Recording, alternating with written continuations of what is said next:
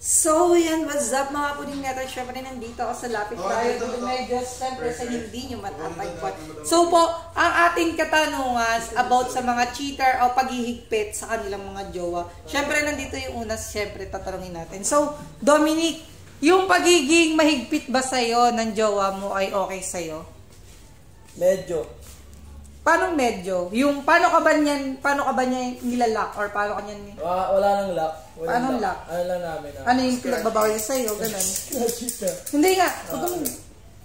Hindi hindi naman siya nag-iigpit. Ano lang naman. Siyempre, yung oras at limit din ng oras namin. Tsaka is nagbibigayan din kami ng oras sa pag-uwi namin. Pumasok siya sa loob ng office is... Yan. Tapos, go. Di naman kami nag-iigpitan. Parang may oras lang kami. Para sa isa't isa. Yun. Para sa akin naman, kaya kami naghihigpit, kaming mga babae, charot. Takot kasi kami mawalan ng taong minamahal. Kasi, depende kasi sa breakup Diba sa breakup? Kasi sa amin, isipin mo nag-breakup na kami, sa breakup kahit saang relasyon, once na nakapag-break na at inulit-ulit, sabihin natin 4 na beses na kayo nagkabalikan, pero yung pinag-aawayin nyo at yun pa rin. Sa tingin mo, sa tingin mo? Kung yun pa rin yung pinag-aawayin nyo? Ano yun? Hindi kayo siguro sa isa't isa. Hindi na kayo sa isa't isa. Kasi meron naman diba? Ang away kasi namin, di naman masyadong malala. Kung may malala ang away, siyempre, di nyo dapat hayaan ng isa't isa na mawala ang tapuan. Kasi yung oras na nag-away kayo, dapat doon din kayo oras. Ano naman yung time na sample? Ang FB mo, hawak niya. Tapos, social media account mo, hawak niya. And then, may mga nag-chat sa girl, tapos ino-auto-block niya. Tapos, wait lang, nililep niya sa mga GC. Sample, biglang nagkaroon ng isang GC na hindi naman niya sinabi sa'yo. Ano mararamdaman mo na meron pala siyang GC na hindi sinabi sa'yo? Wala. Tatanay mo siya masinsinan. Siyempre, pakinggan mo rin yung side niya bago ka mamusga. Pakinggan mo muna yung side niya. Siyempre, pakinggan mo muna yung side yung bawat side. Paano naman yan kunyari, bigla ka na lang nakita mo na lang yung FB, merong mga nag-chat sa kanya, ay auto-block mo na lang ba? Or hindi, tatanong mo sa kanya, baka yung tao na to may importante sasabihin o may kailangan. Siyempre, alam mo muna yung dahilan kung bakit nag-chat yung tao na yun. Okay, gano'n naman. Kasi kasi doon, emotional mo agad yung pinapairal mo Kung paano naman, as kaming mga babae, may nag-chat sa inyo. Tapos yung babae na nag-chat sa inyo, yun pala yung dati yung kapling na alam namin na kami nakakaalam. Auto-block na, di ba? Kasi yung hindi nagigets ng iba, bakit daw na ang toxic daw ng relasyon? Paano ba nagiging toxic ang relasyon, di ba? Ang pagiging toxic ng relasyon ay depende sa sitwasyon na nangyayari. Like na sa inyo, ang toxic siguro yung pagiging ano ba yung toxic sa inyo? Kasi sa amin yung pagiging pagiging lock. Para sa akin yung toxic para sa akin. Yung naglilihim ng problema. Problema lang.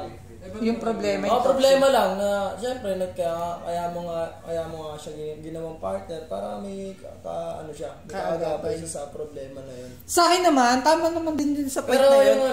Yung sa akin naman na pinaka-toxic siguro sa akin, yung hindi niya inintindi yung pagiging mahigpit ko. Kasi nga, takot ako mawala siya. Siya lang kasi yung meron ako Kaya ginawa ko yung best ko. Tapos, syempre, magugulat na lang ako bakit daw minsan yung mga pinsan or yung mga niya, binablock ko. Syempre kasi may alam ako Hindi ako magsasalita kung wala akong alam. Ikaw ba pag may alam ka na alam mo na yung pasino yung niya, okay lang ba sa'yo yun?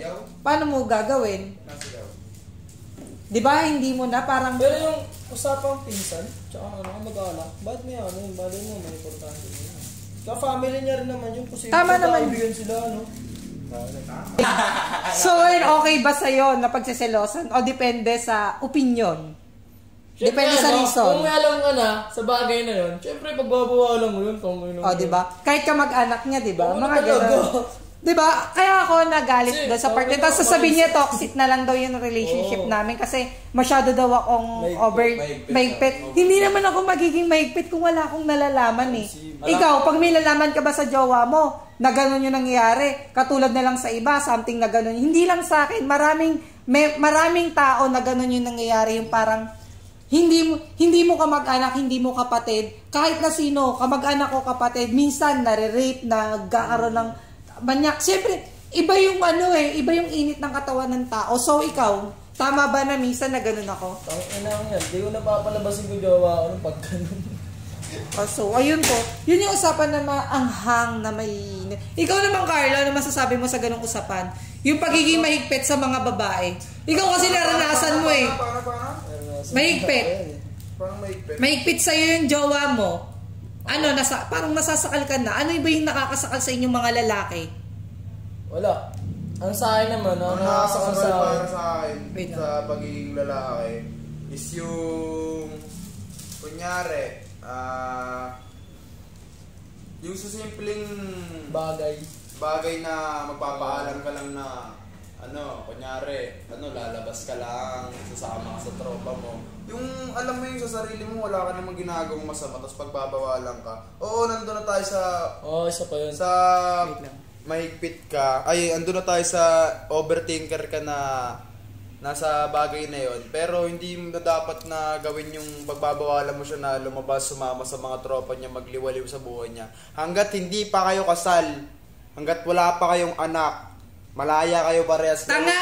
Alam mo, ito, wait lang. Sinumuna ako kasi tapos ka na. So, gano'n naman, sasama ka sa mga tropa mo. Sa mga tropa mo, gagala kayo, magigimik kayo. Eh, what if nga, di ba, sasama? Imposible. Mga babaero kayo, kilala kita. Oh, bakit? Kilala kita. Oh, pumunta ka lang sa isang lugar kahit na may jowa ko. Sino yun? Chicks yun ang ganda nun Mi, kunin mo number, kunin mo yung FB nun. Oh, sige nga. Sino hindi mag-overthinking doon?